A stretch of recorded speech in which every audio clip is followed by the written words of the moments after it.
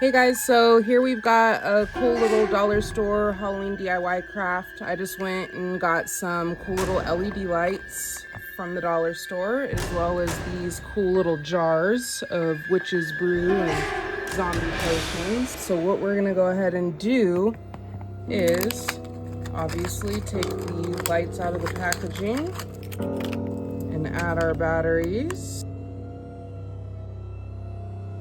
Next, we're gonna go ahead and just get ourselves some of this mounting tape. They do have some at the dollar store, but you're more than welcome to use any type of tape that you like. This one's cool because it's double-sided and it holds very well. So we're just gonna go ahead and cut off a little square so that we could stick our battery pack for these LED lights to the back of the potion bottle.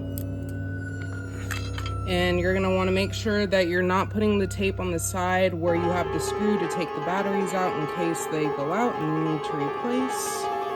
You do it on the opposite side here. And attach it to the back of the bottle like such. Hold that down for about 30 seconds. Make sure it's got a good grip. We'll take off our top and simply string the lights in.